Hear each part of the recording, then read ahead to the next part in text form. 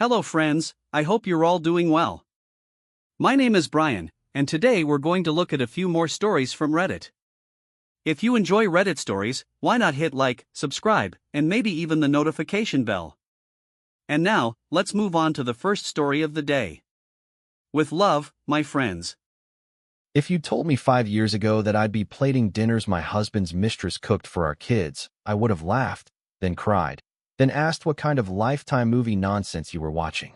Yet here I am in Maple Harbor, Oregon, small enough that your secrets circle the block and wave back, pulling compostable lids off neatly labeled containers that didn't come from my kitchen.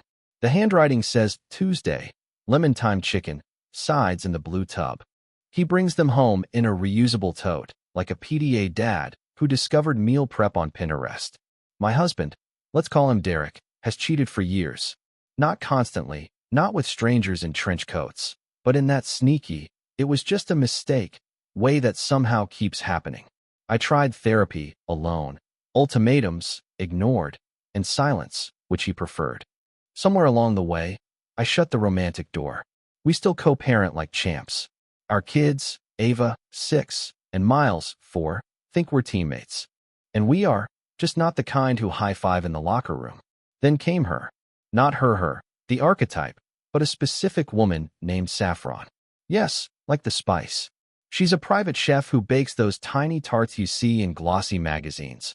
All brush-stroked apricot glaze and perfect little berries. We had a run-in once at a harvest festival. Nothing dramatic. Just two women staring across a table of pumpkin scones realizing we were there for the same man's attention. I decided right then I wasn't going to be the person who starts a scene over a plate of carbs. I walked away. She watched me go with this complicated look I still can't read. Months later, I found takeout boxes in Derek's car that weren't takeout at all. Reusable glass, a little business card tucked beneath the lid. That card might as well have been a confession. He went quiet when I held it up. I went colder than a chest freezer. I'm done cooking for you, I told him, calm as a weather forecast. If Saffron loves playing house, let her do all of it. Meals included. For you. For the kids. I'm out. Petty? Oh, absolutely. I am not proud of the stubborn little queen who lives in my chest and makes proclamations when I'm tired of swallowing indignities. But the proclamation stuck. 3 nights a week, Derek brings home Saffron's meals. He plates them like a contestant on a show with judges named after herbs. The kids clap because they think it's special restaurant night. I don't eat any of it. I microwave leftover chili or make an omelet and say I'm craving something simple. On the other nights, I cook for just me and the kids. Mac and cheese with steamed broccoli crowns like tiny trees, turkey meatballs, the things that make them feel safe. My best friend Nia hates this plan. What if she messes with the food? She whispered once, like we were plotting a heist in my pantry. She won't, I said, and I believed it. If Saffron wanted to hurt me, there are cleaner ways than over-salting mashed potatoes. This is not a thriller. It's a slow, awkward domestic dramedy with too many Tupperware scenes. Derek says I manipulated him into using her. I told him I can't manipulate anyone into anything they already want to do. He asked what I get out of these mind games. I told him peace. Not happiness, not romance. Just the quiet of not pretending to be his wife after bedtime. The relief of clocking out of a job I never applied for. He called me cruel. I called it boundaries. If you're wondering why I stay, you're not alone. Some of it is stubbornness. Some of it is math. We built this house together. Literal sweat equity. And starting over would mean selling, splitting, shrinking. I am not a martyr. I'm a mother with a spreadsheet. So I told myself I could live like this. Separate hearts under one roof. Shared calendars, reheated forgiveness. I told myself the kids were fine.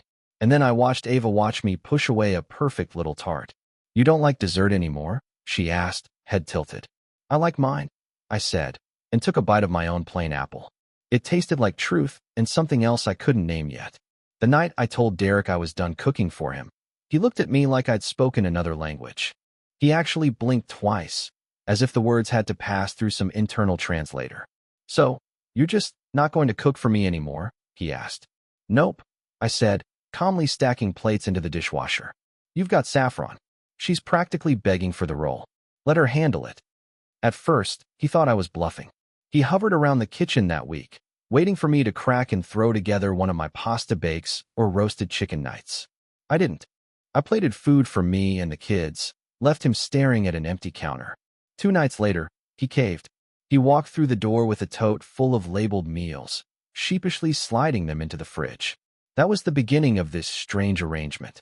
And to be brutally honest, it worked. Ava and Miles were thrilled at the novelty.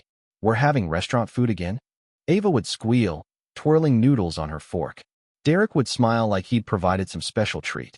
Meanwhile, I sat at the end of the table with my scrambled eggs or toast, pretending not to notice Saffron's handwriting on the meal labels. My best friend Nia, though, was horrified. She sat on my couch one night, glass of wine in hand, shaking her head. "Girl, this is not normal. You cannot outsource your kids' dinners to your husband's side chick." "She's not poisoning them," I said, half joking. Nia shot me a look that could melt steel. "You don't know that." But I did know. I didn't trust Saffron as a person, but I trusted her food. Call it intuition, call it survival. I just didn't believe she'd risk hurting kids. That wasn't her angle. Derek, however, grew restless. He'd mutter about being trapped between us, accuse me of making him into a bad guy for letting her feed him. "What do you get out of this?" he asked one night, actually slamming a cabinet door. "Peace," I replied, sipping my tea. "And time. 2 things you've stolen from me for years." His face twisted. He wanted to fight, but I didn't have the energy. The truth is, the whole arrangement made me feel strangely free. Not happy, not healed, but free from pretending. The kids, though, were noticing things. Ava, sharp as a tack, once asked, "Why don't you eat with us when Daddy brings the special food?" I froze, my fork halfway to my mouth. "Because I like different things," I said gently. "Sometimes Mommy just wants something simple." She seemed satisfied, but the question lingered. Kids are sponges, and I knew she was soaking up more than I wanted. And through all of this, I kept circling back to one quiet thought. What am I even doing here? Because no matter how much I told myself I was staying for stability, I could feel the cracks widening. And one night, standing in the kitchen with the fridge full of Saffron's neat little containers, I realized this wasn't stability at all. It was chaos, disguised with garnishes and foil lids. And it was only a matter of time before it all boiled over. The boil-over came sooner than I expected. It started with a PTA meeting. Derek was late picking up the kids, and I ended up wrangling both of them in the hallway, Miles whining for a snack, Ava swinging her backpack dangerously close to a bulletin board. By the time Derek finally arrived, he was carrying, of course, a tote bag. And I could see her handwriting on the containers peeking out the top. I didn't say anything right there. But later, when the kids were in bed, I asked the question that had been itching in my chest. "Does she know?" I asked him. He looked up from his phone. "Know what?" "That her food is feeding my kids. That you're bringing it home like she's the household caterer." He froze for a second, then shrugged. "She doesn't ask." "Right," I muttered. "Because she doesn't have to. You're making her a part of this family without her even stepping foot inside." He bristled. "You told me to." "No," I corrected. "I told you I wasn't cooking for you anymore. I didn't tell you to make her the silent third parent." We argued in hushed tones so the kids wouldn't hear, his voice tight, mine flat. He accused me of playing mind games. I accused him of dragging me into some twisted domestic triangle I never signed up for. Eventually, he stormed off to the garage, and I was left staring at the neat little containers in the fridge like they were ticking bombs. The next morning, Nia stopped by to drop off muffins and gossip. When I told her about the fight, she practically choked on her coffee. "Girl, he's using your silence as permission. You think you're drawing boundaries, but you're just handing him a loophole." I hated that she was right. I also hated that when I peeked into Ava's lunchbox later that day, I found a handwritten sticky note tucked inside with a little smiley face and "Have a great day," written in cursive that wasn't mine. It rattled me more than it should have. I threw the note in the trash before Ava could notice, but the image burned into my mind. Saffron wasn't just cooking. She was mothering, whether she realized it or not. That night, I cooked spaghetti for me and the kids, deliberately leaving Derek out. When he came home and found 3 plates on the table instead of 4, he looked at me with mock hurt. "Not even a chair for me." "You have your chef?" I said coolly.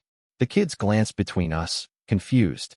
I forced a smile and asked Ava to pass the Parmesan.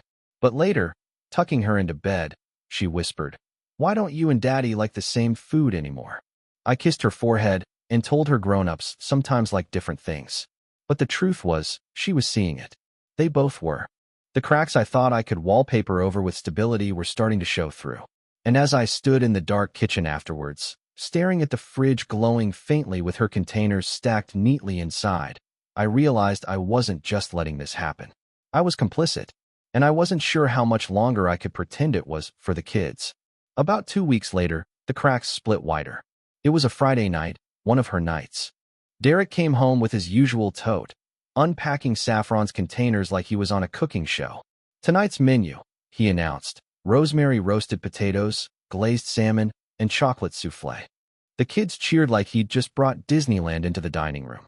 I stayed silent, sliding frozen pizza into the oven for myself. Halfway through dinner, Ava wrinkled her nose.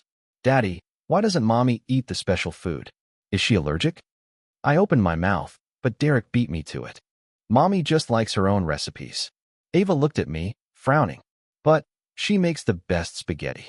That tiny sentence pierced me. It was the first time she seemed to compare my cooking to Saffron's and choose mine. I smiled weakly, brushing her hair behind her ear, but inside, I felt a surge of conflicting emotions. Pride, sadness, and a weird defensiveness I didn't want to admit to. Later that night, I found Derek sitting in the living room, scrolling through his phone. "Do you tell her the kids eat this stuff?" I asked quietly. He didn't look up. Why would I? Because she's writing notes in their lunchboxes. That got his attention. He looked up sharply, caught between guilt and annoyance. "You saw that?" "Yes, and I don't like it." "She's just being nice," he muttered. "Nice? Derek, she's putting her handwriting in my daughter's lunchbox. That's not nice, it's invasive." He rolled his eyes. "You're overreacting. You wanted this arrangement, remember?" "No." I snapped, louder than I meant to. "I wanted freedom from cooking for you, not some silent adoption of your mistress into our household." The words hung in the air like smoke. He slammed his phone down, muttered something about me being manipulative, and stormed off to the garage again. I sat there, alone in the quiet, wondering how my life had turned into this. My husband sulking outside, my kids unknowingly eating meals from his mistress, and me, half a roommate, half a ghost. The next morning, Nia called. "You sound wrecked. What happened?" I told her everything. The note, the fight, the souffle. She was silent for a long beat before saying, "Babe, you know this isn't about food anymore. This is about space. You've left the door cracked open, and she's starting to move in, even if it's just through handwriting and potatoes." That hit me, because deep down, I knew it was true. And the scariest part? A piece of me wasn't angry at Saffron for it. I was angry at myself for letting it go on this long. That night, when I tucked Miles into bed, he whispered, "Mommy, can we have your spaghetti tomorrow? I like it better than Daddy's friend food." My chest ached. It was the first time he'd said it out loud. And I realized my kids were already beginning to see the seams. And no souffle in the world could sugarcoat that. The turning point came one Sunday afternoon, when I was folding laundry and overheard Ava playing with her dolls in the living room. She had lined them up around a shoebox she was pretending was a dinner table. One doll, the mommy doll, sat off to the side with no plate. The daddy doll kept saying, "Look at this yummy food from my friend," while the kid dolls clapped. It was like a punch to the stomach. Kids don't invent dynamics out of nowhere. They mirror what they see. I walked into the room, trying to keep my voice steady. "What's going on here, sweetheart?" "Oh," Ava said brightly. "This one's Mommy, but she doesn't eat with us anymore. She makes her own dinner." I wanted to crumble right there. But instead, I nodded, kissed her forehead, and said, "Maybe Mommy will join next time." That night, I stared at the ceiling long after Derek fell asleep. I thought about how I'd convinced myself this arrangement was for stability, when in reality, it was a lesson in dysfunction my kids were already absorbing. The following week, I made a quiet decision. I cooked every night. Nothing fancy, spaghetti, tacos, a simple chicken stir-fry, but I made sure there were 4 plates at the table, even if Derek sometimes ignored his. I wanted the kids to see me there again, not a ghost haunting the kitchen. When Derek noticed, he smirked. "What happened to your protest?" "It wasn't a protest," I said evenly. "It was me setting a boundary. But now I see it's affecting the kids, and I'm not letting them eat out of someone else's drama." He frowned, but didn't argue. That silence told me he knew I was right. Meanwhile, Nia kept nudging me about the bigger picture. You keep saying you're staying for the house, for the finances, she said one evening over coffee. But what's the price tag on your sanity? On what your kids are learning? I can't just walk away, I said. It's complicated. Of course it's complicated, she shot back. But don't confuse complicated with impossible. That stuck with me. A few nights later, Derek tried to spark intimacy. He leaned against the doorframe while I was brushing my teeth, giving me that look he used to wear back when things between us weren't so broken. We've been good lately, he said softly, almost hopefully. Don't you think? I stared at him in the mirror, toothbrush frozen midair. Good. I repeated. Derek, you bring your mistress's food into this house like it's HelloFresh. You cry foul when I push back. And you call that good? His face fell, but I couldn't stop. You've been cheating for years. Years. And you want me to pretend souffle nights erase that? He muttered something about me holding grudges, about how he was trying. But I didn't hear it. All I could hear was Ava's dolls clapping for Daddy's friend food. And in that moment, I knew. Pretending stability was no longer an option. Something had to give. And soon. When something had to give finally happened, it was ugly. It started with a text from Derek, running late, don't wait up for dinner. I'd already cooked spaghetti and garlic bread, the kid's favorite, and I figured fine, we'd eat without him. But an hour later, I noticed his car in the driveway. And when I peeked out, there he was, sitting inside, eating from one of Saffron's containers like a teenager hiding junk food. Something inside me snapped. I marched out, tapped on his window. He jumped like I'd caught him committing a felony. The container sat steaming in his lap, Saffron's neat cursive label stuck to the lid. Really? I said, voice cold enough to freeze the air. You'd rather sit out here and eat her food than walk inside and share a meal with your kids? He sputtered some excuse about not wanting to disrupt our vibe, but the damage was done. I turned on my heel and walked back inside, shaking. Later, when the kids were asleep, I confronted him. This isn't just about cheating anymore, I said, hands gripping the counter. It's about respect. For me, for this house, for your children. You're sneaking around like a coward, eating in your car, and bringing her handwriting into our kids' lunchboxes like she's some bonus parent. Do you not see how messed up this is? He leaned against the doorway, arms crossed, defensive as ever. You told me to let her handle meals. You can't rewrite the rules now just because you don't like how it looks. No. I snapped, my voice cracking. I told you I was done feeding you. I never agreed to her feeding our children. For a long beat, we just stared at each other, the air between us sharp and heavy. Then he said the one thing I didn't expect. Why are you even still here, Claire? If you hate me so much, why not just leave? The question sliced through me. Not because I hadn't thought it myself. I had, endlessly. But because of the way he said it. Like he knew I wouldn't. Like he was calling my bluff. I stay, I said slowly. Because of Ava and Miles. Because I will not blow up their world over your mistakes. He scoffed. You think they don't already see it? You think they don't notice you sulking at the table while they eat takeout from my girlfriend?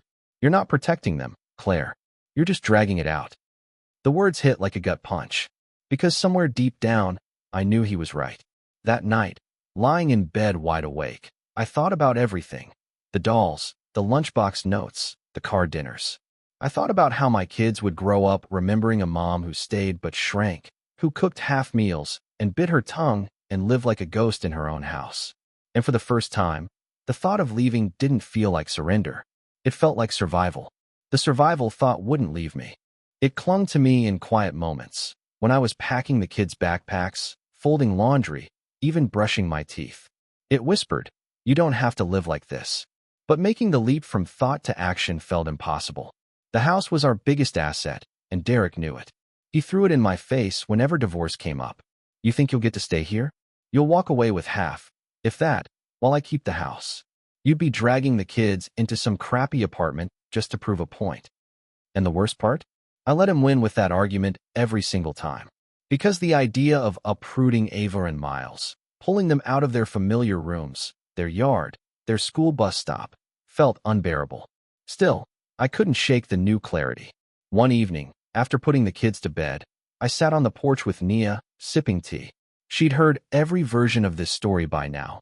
The soufflés, the notes, the car dinners. This time, I admitted the truth out loud. I think I need to leave him. Nia didn't flinch. You've been needing to leave him for years. You're just finally saying it.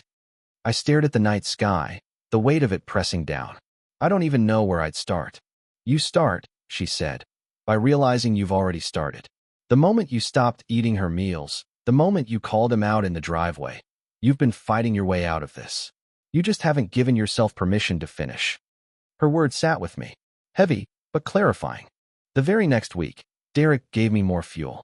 He came home with a bouquet of roses, an almost laughable gesture, and set them on the counter like a peace offering. Saffron thinks we should all try to get along, he said, too casually. I stared at him, blinking. She thinks. She wants to meet you properly. Clear the air. I laughed, an ugly, sharp sound I didn't recognize. Meet me? The woman who's been feeding my children behind my back wants a coffee date? He shrugged, as though it were the most reasonable thing in the world. And in that moment, something inside me hardened.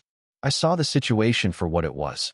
Not just Derek's betrayal, not just my silence, but a whole warped reality I'd been enabling. I didn't say yes to the meeting. I didn't say no, either. I just walked upstairs, tucked my kids in, and sat at the edge of my bed staring at their sleepy faces. They deserved more than this. And for the first time, I believed I might be capable of giving it to them, even if it meant losing everything else. The meeting never happened because I made sure of it.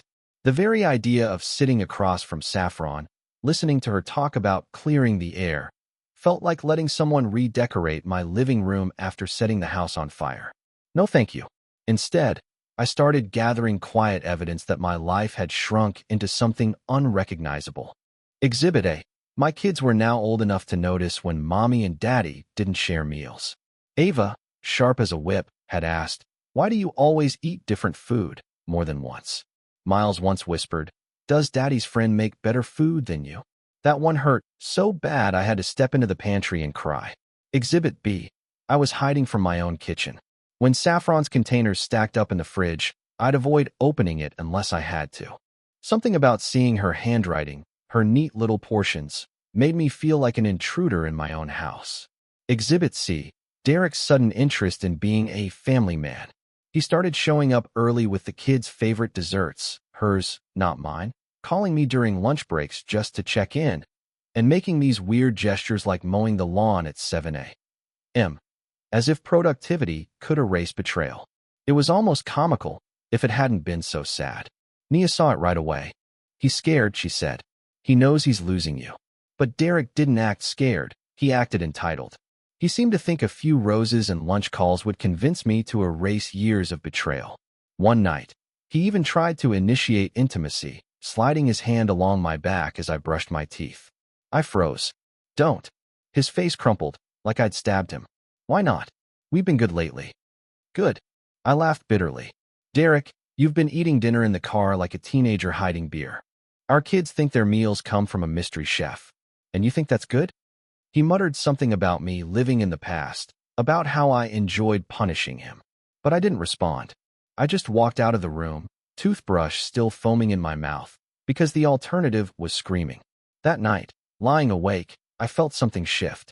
The fear of leaving, the one that had chained me to this house for years, started to feel smaller than the fear of staying. For the first time, the scale tipped. I wasn't ready to act yet, but I was finally ready to admit.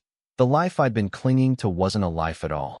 It was a cage dressed up as stability, and I was done mistaking one for the other.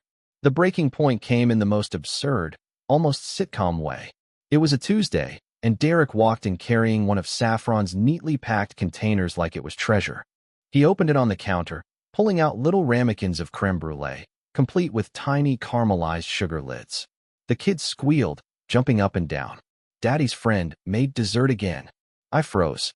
That phrase, Daddy's friend, it rolled out of Ava's mouth so easily, like it was normal, like she'd already accepted this invisible third parent as part of her world. Something inside me snapped. "No," I said firmly, startling even myself. "We're not eating that." The kids looked confused. Derek's face twisted. "What the hell, Claire? You can't keep jerking them around. First you say it's fine, then you change your mind." "I never said it was fine." I cut in, my voice shaking but loud.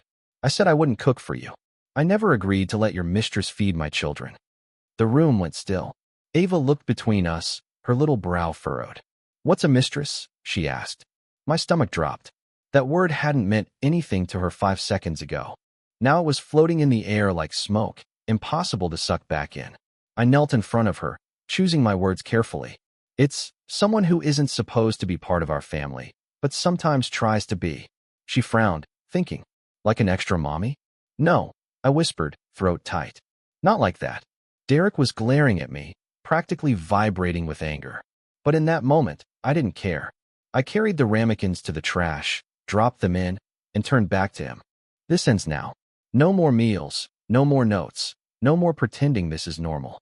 You want to eat her food, you do it outside this house. But our kids? They're done being part of your games." His mouth opened, closed, then opened again. But for once, he didn't have a comeback. That night, after the kids were asleep, I sat at the kitchen table with a notepad and wrote down everything I needed to do to leave. Lawyer consultations, budget spreadsheets, apartment listings, child custody questions. For years, I told myself it was impossible. But with Ava's question echoing in my head, "What's a mistress?" it suddenly became non-negotiable. I wasn't just leaving for me anymore. I was leaving for them. Because if I stayed, this would become their definition of family. And I refused to let Daddy's friend take that place in their vocabulary, their memories, their hearts. For the first time in years, I felt steady. Terrified, yes, but steady. The decision was made. Now all that was left was to follow through. Following through was messy, like ripping duct tape off skin.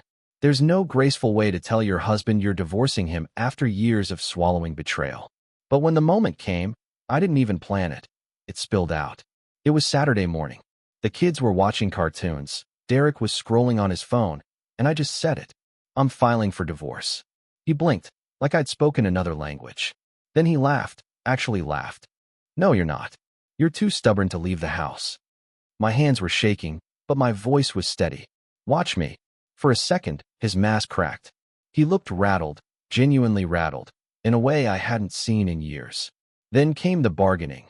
Roses, long phone calls during his lunch breaks, surprise desserts he pretended were from a bakery downtown.